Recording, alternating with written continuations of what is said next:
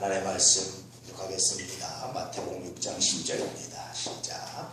나라가 이루어지며 뜻이 하늘에서 이루어진 것 같이 땅에서도 이루어지리라. 하나님의 나라가 임하기를 원합니다. 아버지의 뜻이 하늘에서 이루어진 것처럼 땅에서도 이루어지기를 원합니다. 참 놀라운 기도지요. 사람들이 그렇답니다. 이렇게 보편적으로 자라가면 10대 때는요, 주변인들한테 나를 알아달라고 반항을 한답니다. 20대 때는 세상이 부조리하다 하면서 세상에 돌을 던지고 반항을 한답니다. 30대 때 결혼을 하면 마누라를 좀 바로잡아 보겠다고 투쟁을 한답니다. 40대가 되면 사춘기 아이들을 좀 바로잡아 보겠다고 혈기를 부린답니다. 그러다 50대가 되면 바로잡아야 될 사람은 바로 나구나 라는 사실을 깨닫게 된답니다. 그 60대가 되면 그래서 주변 사람들의 말을 이렇게 은혜롭게 들을 수 있는 능력, 그러니까 그가 좋은 말을 해서 그가 나쁜 말을 해서 내 감정이 바뀌는 것이 아니라 때때로 그가 나쁜 말을 하는데도 내가 그걸 은혜롭게 소화할 수 있는 능력이 생긴답니다.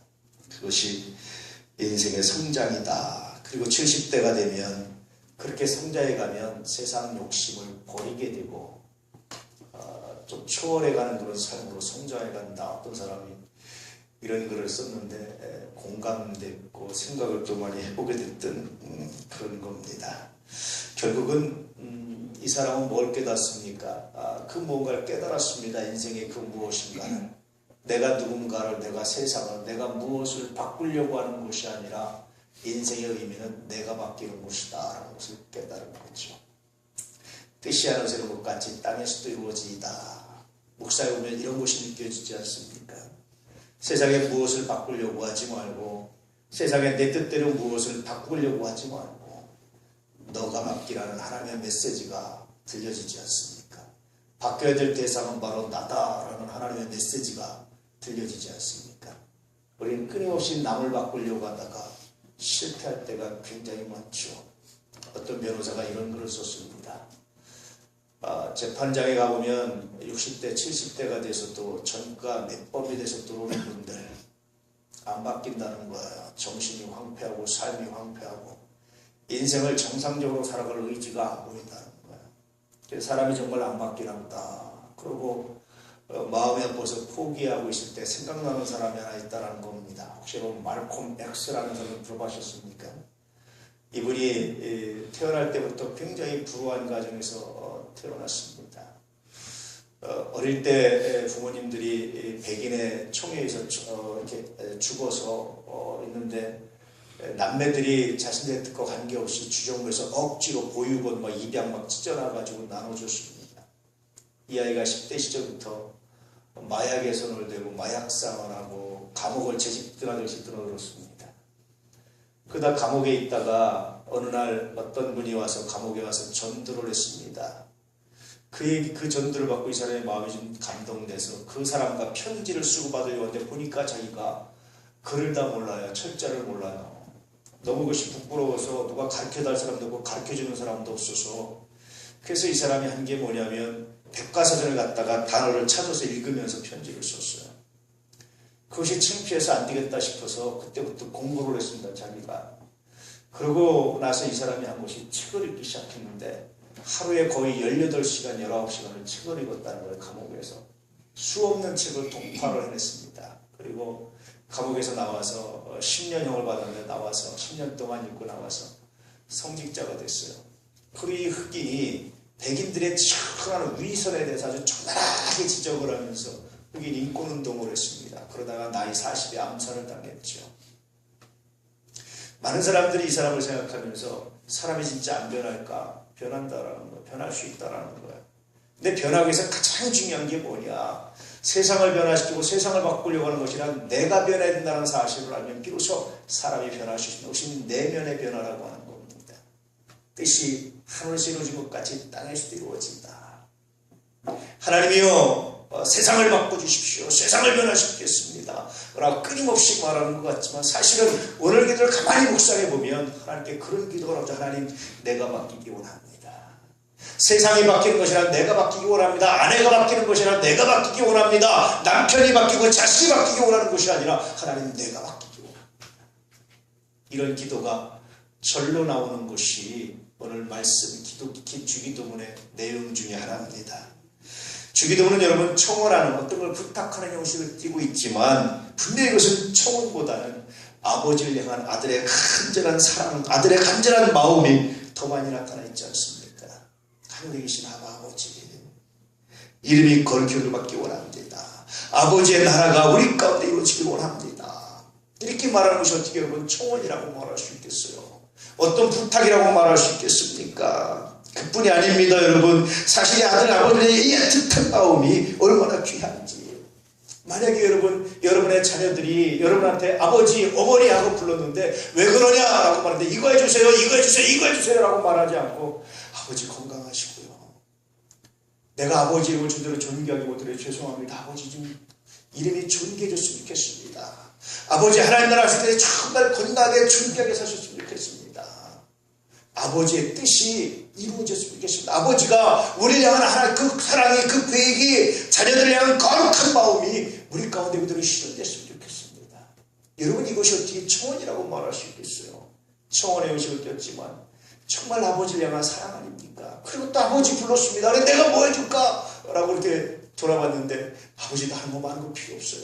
그냥 그날 먹고 사는 것으로 내가 족합니다. 일용할 양식은 족합니다. 아버지 내가 살아가다 보니까 세상에 많은 사람들에게 상처를 줬습니다. 나도 누군가에 상처를 줬는데 내가 계속 용서받기를 원합니다. 그렇지만 아마 누군가도 나에게 상처를 준 사람은 용서받기를 원하지 않을까요? 하나님 아버지 내가 그를 용서하기 원합니다. 그리고 나도 용서받고 살았으면 좋겠습니다.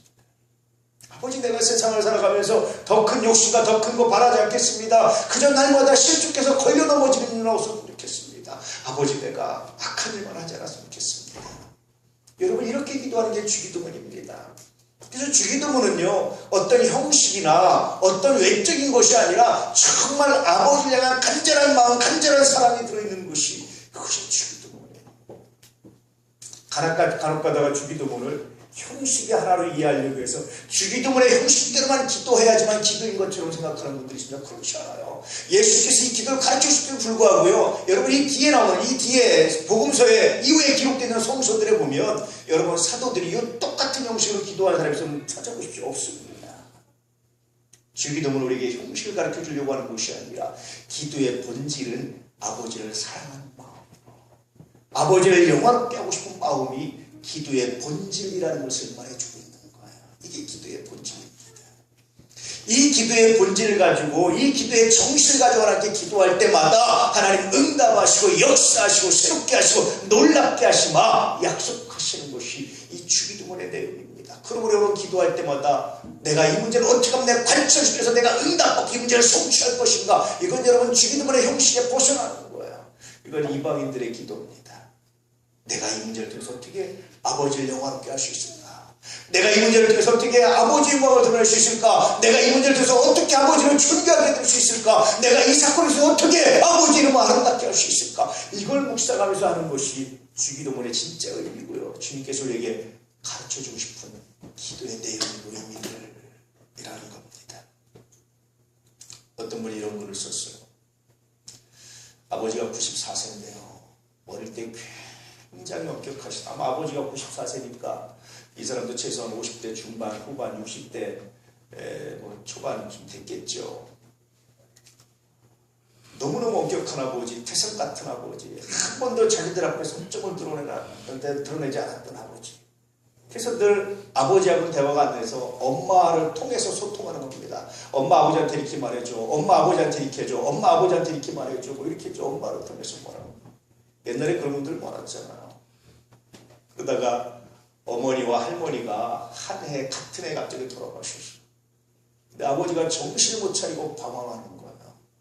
그러다 제가 보기에 아마 내가 이러면 아니다, 빨리 정신 차리고 애들 길러야 되겠다 생각을 해서 재혼을 하신 것 같습니다. 곧바로 재혼을 했는데 자녀들이 다 그 재혼 때문에 상처를 받아서 어떻게 하면 아버지를 떠나 살까. 좀 그러면 다 대도시로 유학 나간다고 하고 다 떠나버리니까 자기도 언니 오빠들처럼 나도 그렇게 해야지라고 생각하고 틈나신데 떠나버린 거예요. 나온 거예요. 결혼을 하고 한 20여 년을 그냥 형식적으로 그냥 참 기본적으로 부모에 대한 예의만 했지 아버지를 잊고 살았다는 거야. 자기가 아버지 관심 없이 살았다는 거야.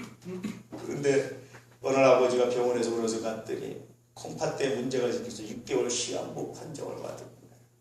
그때 처음으로 병상에 누워있는 아버지의 손을 처음 만져봤답니다. 생전 처음. 농사지면서 그 여러 남매들 학비도 해주고 고생은 그 두터운 손을. 그리고 처음으로 발바닥을 만져 발바닥에 굳은 살이 배겨서 그때까지 노인네 될 때까지 그렇게 고생하셨던 손을 처음 봤답니다. 그래서 아버지의 손을 이렇게 만지는데 너무 마음이 아프기도 하고 죄송하기도 하고 이제 아버지의 마음이 헤아려지는 거죠. 그랬더니 그 아버지가 병상에 침대에 누워서 하시는 말씀이 딸내미 손이 참 따뜻하구나 라는 말씀이에요. 그때 자기가 깜짝 놀라면서 아버지 내가 철들 때까지 살아주셔서 감사합니다. 그런 고백에 불었었어요.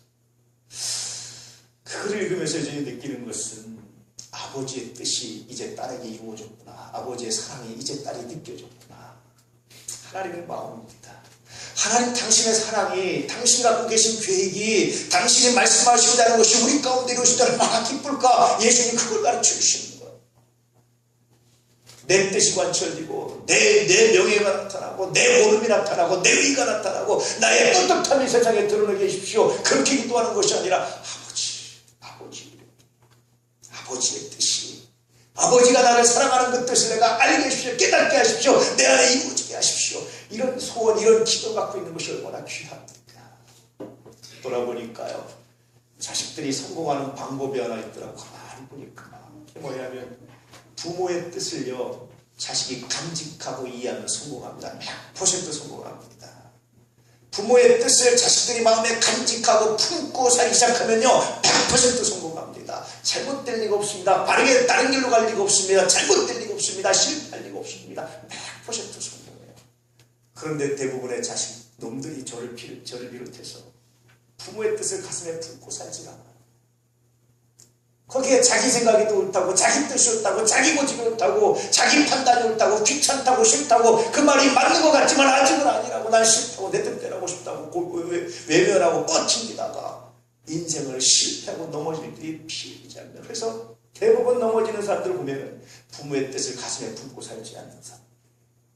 그럼 여러분 오늘 예수님께서 우리에게 기도를 가르쳐 주시면서 뜻이 하늘에 준 것 같이 땅에서도 이루어지다 이렇게 기도하라고 말씀하시는 의미가 뭐겠습니까? 하나님의 뜻이 우리의 가슴에 품어질 때 하나님의 뜻이 깨달을 때 비로소 우리의 삶이 얼마나 놀랍겠지 얼마나 아름답지 얼마나 충격이 될지를 말씀해 주시는 거예요. 이것이 여러분 돈 몇 푼 주십시오. 나 좀 건강하게 해주십시오. 나 좀 성공하게 해주십시오. 나 좀 잘되게 해주십시오. 나 좀 높은 자리에 올려주십시오 라는 것과 비교할 수 없는 복이라는 겁니다. 이게 아버지의 뜻을 품고 사는 사람 이것이 얼마나 행복하고 놀라운 사람인지를 오늘 우리 주님이 우리에게 말씀하신 이것이 주님입니다. 여러분 아버지의 뜻이 여러분 안에 품어져 있습니까? 아버지가 예배하기를 소원하시는데 예배를 정말 드리십니까? 아버지가 여러분 복음 전하기를 원하시는데 정말 그 뜻이 여러분 안에 품어져 있습니까? 아버지가 여러분들에게 바라시는 뜻이 세상에서 하나님의 자녀로서 당당하게 살기를 원하시는데 여러분 그 뜻을 마음에 품고 살고 있습니다. 조금만 어려우면 조금만 두려우면 조금만 막히는 일이 와도 무너지고 물러서지 않습니까? 그까지 11조 하나에 망설이고 있지 않습니까? 여러분이 하나님께 묵상하고 기도하는 시간 여러분 외면하고 있지 않습니까? 아버지가 정말 여러분에게 주시고자 하는 그 놀라운 복을 외면하고 있지 않습니까? 오늘 이 기도를 통해서 아버지의 뜻이 내 안에 내 가슴 안에 박히게 해주십시오. 기도할 수 있는 애가 있기를 축복합니다. 그래서 제가 기도가 좀 바뀌었어요. 보면서 우리 아이들을 위해서 기도하는 것이 첫째는 하나님 아버지의 뜻이 우리 아이들의 가슴에 박히게 하십시오. 두 번째는 하나님 저 아이들을 기르는 저 부모의 뜻이 부모의 마음이 이 아이들의 가슴에 박히게 해주십시오. 우리 영아부 아이들 그 부모의 마음이 가슴에 박히게 하십시오. 우리 유치부 아이들 그 부모의 마음이 가슴에 박히게 하십시오. 우리 초등부 아이들 그 부모의 마음이 가슴에 박히게 하십시오. 우리 학생부 아이들 그 부모의 마음이 가슴에 박히게 하십시오. 우리 청년들 그 부모의 마음이 가슴에 박히게 하십시오. 우리 장년들 하늘 아버지의 마음이 가슴에 박히게 해주십시오. 이게 귀한 겁니다. 아이들이 곧바로 하나님의 뜻에 순종하라고 말할 수 없어요. 아이들은 부모의 뜻에 순종하고 부모의 말씀이 가슴에 박히면 됩니다. 대신 여러분들의 마음에 하나님의 마음이 여러분들의 마음에 그 말씀이 여러분들의 마음에 하나님의 뜻이 가슴에 박히면 그 마음이 아이들에게 전달돼요. 여러분 하나님의 마음을 하나님의 뜻을 가슴에 품는 놀라운 역사 은혜가 있기를 진실로 축복합니다. 이게 정말 우리 주님께서 우리에게 가르쳐주고자 원하시는 겁니다. 우리 주님은 그렇게 기도하셨습니다. 겟세마네 동산에서 땀방울이 빗방울로 변할 정도까지 기도하시면서 결론의 마지막은 아버지 내 원대로 마옵시고 아버지 원대로 하시옵소서. 아버지의 뜻이 내 가슴에 박혔습니다. 아버지의 뜻이 내 안에 이루어지길 원합니다. 내가 아버지의 뜻에 순종하길 원합니다. 이런 기도하고 있습니다. 그런 기도할 때마다 이미 우리는 그리스도인들은 아버지의 뜻이 이루어진 사람들이에요. 하늘의 뜻이 이루어진 사람들입니다. 그래서 다시 우리에게 이루어진 하늘의 뜻이 땅에 있는 사람들, 아직도 예수를 모르는 사람들, 아직도 복음을 모르는 사람들에게 아버지 선포되게 하십시오. 전달되게 하십시오. 아버지 나타나게 해주십시오. 이런 기도하라는 것이 오늘 말씀의 두 번째 의미예요. 첫 번째는 아버지의 뜻이 내 마음에, 두 번째는 아버지의 뜻이 마음에 기록된 사람들에게 여전히 기도의 제목은 아직 기록되지 않은 사람들에게도 아버지의 뜻이 기록되기를 원합니다. 그래서 그들의 인생도 복되기를 원합니다. 내가 그렇게 아버지의 뜻에 순종하기를 원합니다. 사랑하는 이 아내 가족들, 부모의 뜻을 가슴에 다시 되새기고 되살려낼 수 있는 은혜가 있기를 진실로 축복합니다. 늘 종종 묵상하는 것이 그런 겁니다. 이럴 때 우리 부모는 나한테 뭐라고 말해주고 싶으실까? 그런 생각을 해요. 이럴 때 내 아이들에게 우리 이 아내가 지금 내가 해주고 싶은 말은 어떤 것이 있을까? 그럴 때보다 묵상하는 것은 그럼 지금 하나님은 나에게 뭐라고 말씀하고 싶으실까? 하나님의 뜻은 나에게 어떻게 전달되기 원하실까? 아버지의 그 뜻을 묵상하신 은혜가 있기를 축복합니다. 우리는 이미 이루어진 하나님의 뜻이기 때문에 그렇습니다. 그래서 이제 그 뜻을 담아내고 그 뜻으로 세상을 살아내는 하나님의 역사, 하나님의 은혜, 하나님의 능력이 있기를 주님으로 축복합니다. 간혹 기도한다고 하면서 응답에 대한 간증을 하면서 자기의 뜻이 얼마나 많이 관철됐는지를 간증하는 분들이 있습니다. 물론 그것도 하나님의 은혜입니다. 그런데 여러분, 이제부터 여러분들은 그걸 간증하지 마시고 내가 얼마나 하나님의 뜻에 순종했는지, 얼마나 그 열망을 가지고 있는지, 내가 얼마나 하나님을 사랑하는지, 나의 필요가 아니라 아버지의 필요가 채워질 내가 얼마나 소원하고 있는지, 이런 것들을 간증하시는 거네. 나는 이것을 구했는데 하나님이 이걸 주셨어요. 내가 정말 감사합니다. 이렇게 말씀을 해. 나는 이걸 바랐는데 하나님이 이길 일도 하시고 이길 일도 하시고 하나님 내가 감사하는 게 원건입니다. 내가 이 시간 하나님을 정말 찬양했습니다. 이런 간증. 이것이 바로 뜻이 안에서 이루어진 것 같이 땅에서도 이루어진다. 이렇게 기도를 가르쳐주신 주님의 뜻입니다. 우리 아내 가족들은 이런 기도할 수 있는 은혜가 있기를 축복합니다. 왜 그렇게 기도하느냐? 라고 누가 묻거든 내가 아버지의 뜻을 신뢰합니다. 내가 나를 사랑하는 것보다 아버지가 나를 더 사랑한다는 사실을 내가 합니다. 내가 나에 대해서 내 인생에서 고민하는 것보다 아버지가 세우신 계획이 훨씬 더 치밀하고 아름답다는 사실을 내가 신뢰합니다. 그래서 이 기도 안에는 어떤 뜻이 들어있냐면 아버지의 뜻에 대한 전적인 신뢰가 포함되어 있는 거예요. 아버지의 뜻이 나를 이루어지기 원합니다. 아버지의 뜻에 대한 신뢰가 포함되어 있습니다. 자녀들이요, 부모의 뜻에 신뢰하기 시작하면 인생이 바뀌어 들리는 것이 달라집니다. 깨닫는 것이 달라져요. 학생들이요, 선생을 신뢰하면요 들리는 것이 달라지고 깨닫는 것이 달라집니다. 하물며 하나님을 신뢰하면요 여러분 삶이 달라지는 거예요. 왜 아버지의 뜻이, 하늘의 뜻이 땅에서 이루어지길 원하느냐, 내게 이루어지길 원하느냐? 내가 아버지의 뜻을 신뢰합니다. 독생자까지도 아낌없이 주신 그 사랑을, 독생자 끝까지 아끼시는 그 사랑을 내가 신뢰합니다. 아버지께서 나에게 큰 선하고 아름다운 인도하는 것을 내가 신뢰하고 내가 사랑합니다. 그러면 내가 이렇게 기도합니다. 그렇게 말하는 겁니다. 다시 말씀드리지만 자녀들의 성공의 길은요 부모의 뜻을 가슴에 품으면 성공합니다. 부모 치고 나쁜 일 해라, 또 대충 살아라, 엉뚱하게 살아라, 그렇게 살아라 말하지 않습니다. 그런 뜻 같지 않습니다. 대부분의 부모는 안 그렇습니다. 그래서 그 뜻을 마음에 품으면요, 그것이 얼마나 인생에 복이 되는지 몰라요. 하물며 하늘 아버지 뜻을 품고 살면 여러분 삶이 달라진다니까요. 이제부터 우리 이 아내 가족들은 하늘의 뜻을 가슴에 품고 살아.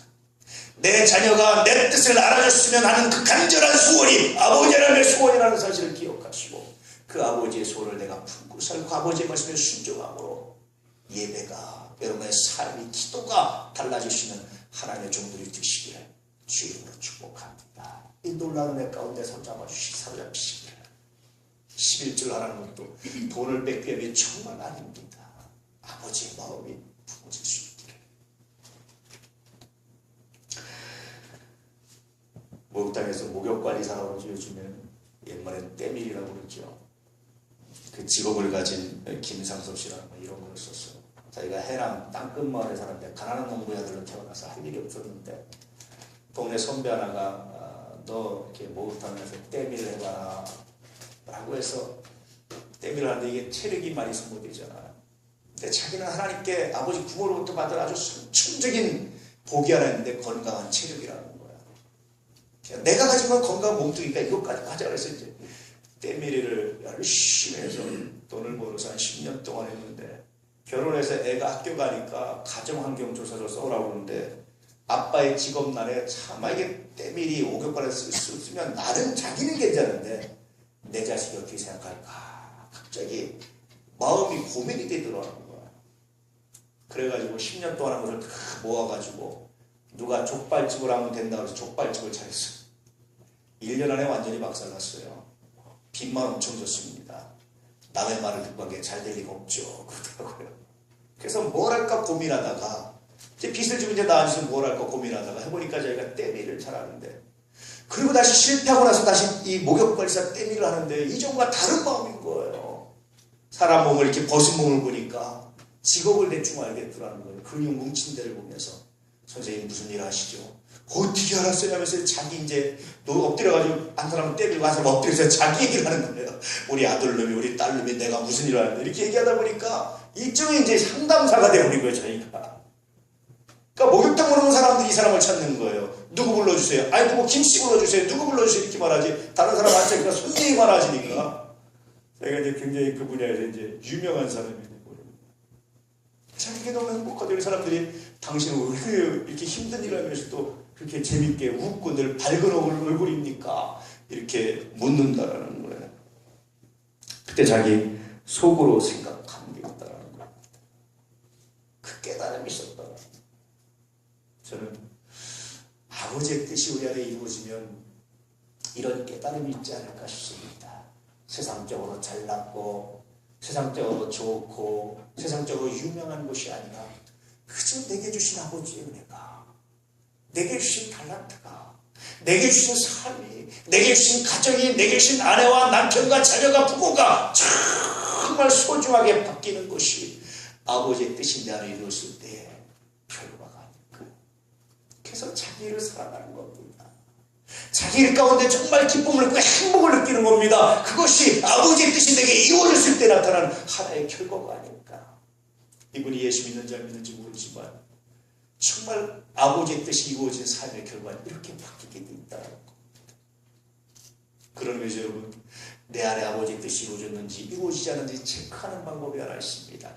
내가 정말 내 삶을 살아가고 있는지, 내가 내 주변을 살아가고 있는지, 세상적으로 내가 폼잡고 세상적으로 드러나는 것이 아니라 내 안에 정말 감사함과 만족함이 있는지, 이런 것이 있다면 아버지의 뜻이 내 안에 이루어지고, 만약 이런 것이 있다면 내가 드리는 하나님께 드린 예배가, 내가 이런 말씀이, 내가 드리는 그 귀한 하나님의 말씀이 하나님 아직도 내 안에 박히지 않았습니다. 아직도 내 안에 뿌리가 내리지 않았습니다. 아직도 내 안에 이루어지지 않았습니다. 회개하시며 이제 우리 하나님께 나아가시는 귀한 시간이 되시기를 주의 이름으로 축복합니다.